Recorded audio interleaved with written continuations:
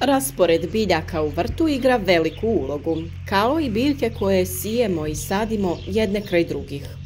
Važno je znati koje biljke iz tla koriste koja hranjiva, koje biljke pomažu drugima u odbrani od bolesti i štetnika, a koje nikako nisu dobre jedne kraj drugih. O tome smo naravno dosta govorili i vjerujem da su mnogi naučili kako pravilno organizirati vrt kako bi imali što manje problema sa štetnicima i bolestima. Ukoliko i vi želite biti uspješni i izbjeći probleme u vrtu, podržite naš rad, zapratite kanal, ostavite like ili podijelite video sa prijateljima. Naravno, za obavijesti u svakom novom korisnom videu ne zaboravite kliknuti na znak zvonca da ne propustite ni jedan važan savjet. No, danas je tema uzgoj biljaka u paru. Mnogi su na taj način prije uzgajali biljke iz nekih razloga. No, kao što je sve sa praksom i istraživanjem dobilo novi pristup, tako se i o biljkama saznalo mnogo toga. Prije su se u paru sadile najčešće paprika i paradajz, ne zajedno, nego 2 paprike ili 2 paradajza. Razlozi su bili to što se 2 biljke međusobno podupiru pa lakše stoje i podnose teret plodova, no to baš i nije opravdan razlog. Naime, i paradajz i paprika uz adekvatnu njegu mogu narasti dosta visoko i njihove stabljike jednostavno nisu sposobne da izdrže taj teret, jer je težina plodova samo još veća. Naravno, jer ih na 2 stabla ima još više. Drugi razlog je bio taj da se štedi prostor u vrtu. Na jednoj biljci koja ima dovoljno prostora i hranjiva u tlu imati ćemo jednak broj plodova kao i na te 2 biljke koje se guraju i otimaju za prostor i hranjiva. U čemu je stvar? Korijen biljke se širi na određenu dubinu i uzima hranjiva sebi, a ta druga biljka zauzima doslovno taj isti prostor i uzima ista hranjiva sebi. Resursi u tlu su ograničeni i jednostavno neće biti dosta hranjiva kako bi obje biljke kvalitetno napredovale.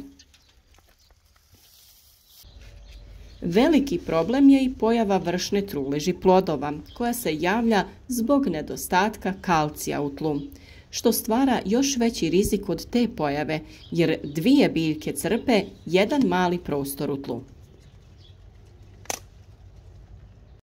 Gusta krošnja, to jest 2 krošnje, stvaraju doslovno džunglu i idealan prostor i uslove za razvoj oboljenja i pojavu štetnika.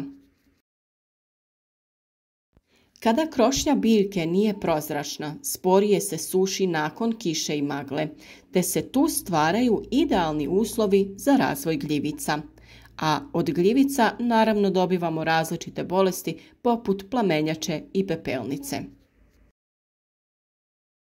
To vlažno i skrovito okruženje stvara i idealne uslove za sakrivanje prvenstveno lisnih ušiju, pa onda i drugih štetnika koji mogu ugroziti uzgoj. Svakako je najbolje posaditi jednu biljku na razmak od 30 cm od druge biljke i između posaditi neku dobrosusjedsku biljku ako već želite iskoristiti prostor. Uvijek se sade biljke koje ne koriste ista hranjiva, kao na primjer paradajz i kupus ili kupus i paprika. To jest kombiniraju se biljke koje su visoke sa niskim biljkama. Također je važna i dubina na koju se širi korijen. Paprika i paradajz imaju jači korijen, a kupus ima manji korijen koji je pri vrhu, to jest pri površini tla. Paprika i paradajz imaju potrebu za dušikom samo u početnoj fazi razvoja, dok je kupusu dušik najpotrebniji. Paprika i paradajz sa druge strane u daljem razvoju koriste kalij i fosfor u većim količinama. Ono što je također važno jeste to da paprika i paradajz stvaraju sjenu i zaštitu od sunca kupusu, pa se samim tim i zadržava vlaga u tlu. Kupus sa svojim bujnim listovima stvara sjenu oko paprika i paradajza, pa se smanjuje broj zalijevanja, to jest ne isušuje se tlo. Sa druge strane, plodovi paprika i paradajza za dozrijevanje trebaju puno sunca, te samim tim opet teorija o dvije biljke pada u vodu. Kako bi biljka paradajza bila zdrava i kako bi plodovi lijepo napredovali, potrebno je uklanjati zaperke koji bespotrebno kradu hranu plodovima koji se razvijaju na rodnim granama. Također se uklanjaju i najdonji listovi kako bi imali prozračnost da spriječimo razvoj bolesti, kao i da izložimo plodove sunčevoj svjetlosti. Isto tako, nakon što sazore prvi plodovi na prvoj rodnoj grani, nastavljamo sa uklanjanjem listova do druge rodne grane i tako dalje kako dozrijevaju naredne rodne grane, uklanjamo naredne listove. Sve to ne bi bilo moguće uraditi ako su dvije sadnice posađene jedna uz drugu, a ne bi ni imalo nekog smisla. Ista stvar se događa i kod paprika. Njoj skidamo zaperke i donje listove te oblikujemo vrh po želji. Tu mislimo na broj rodnih grana na kojima ćemo voditi papriku. Najčešće se tu radi o 2 ili 3 rodne grane, a ostale se pinciraju, to jest uklanjaju. Na ovaj način i kod paprike sprječavamo razvoj oboljenja i povećavamo prinose. Šta to znači? Jedna biljka koja je previše opterećena sa brojem grana i plodova će imati velik broj sitnih plodova, a biljka koja je pravilno oblikovana će imati manji broj lijepih krupnih plodova, ali će i duže plodonositi. Biljka koja ima puno listova i grana gubi hranjiva na te nepotrebne dijelove biljke, a biljka koja je pravilno oblikovana raste u visinu, te samim tim ima više cvjetova, to jest plodova.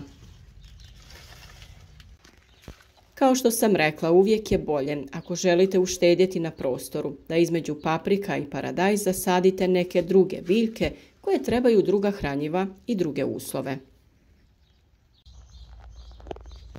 O temi dobrih i loših susjeda imamo poseban video, pa ću vam link za taj video savjet staviti u opisu. A što se tiče oslonca ili potpore za ove biljke, to je neizostavan korak.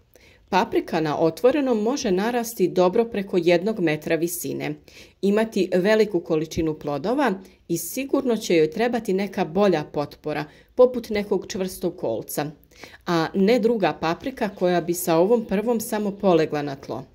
U plasteniku s druge strane je to skroz druga priča, gdje paprika može doseći preko 2 metra visine. A paradajz je onda priča za sebe i nikakav par mu ne može pomoći da stoji, jer se može postići visina od najmanje 2 metra, te se onda može odrezati vrh ili pustiti da biljka ide nazad prema tlu. U svakom slučaju, ozbiljan oslonac mu je potreban. Sve to naravno ovisi o tlu koje mora biti bogato hranjivima i osigurati biljkama idealne uslove za rast. A sve upute o oblikovanju biljaka, skidanju zaperaka i listova, pripremi potpore i vezanju imate u posebnim video savjetima među nedavno objavljenim videima na našem kanalu. S promjenom klimatskih uslova i vremenskih prilika sve smo češće suočeni sa izazovom kako da očuvamo naše biljke od oboljenja i štetnika, a upravo pravilna njega je ključna. Berba obilja zdravih i kvalitetnih plodova je cilj svakog vrtlara, a uz naše savjete svakako i vi možete da budete sretni i zadovoljni. Ukoliko vam je ovaj video bio koristan, podržite nas sa lajkom, podijelite video na društvenim mrežama kako bi vaši prijatelji mogli imati koristi od naših savjeta. I ne zaboravite da ukoliko redovno želite dobivati obavijesti o svakom novom videu, pored toga što pratite naš kanal, trebate kliknuti i na znak zvonca kako bi svaki put dobili obavijest o novom savjetu.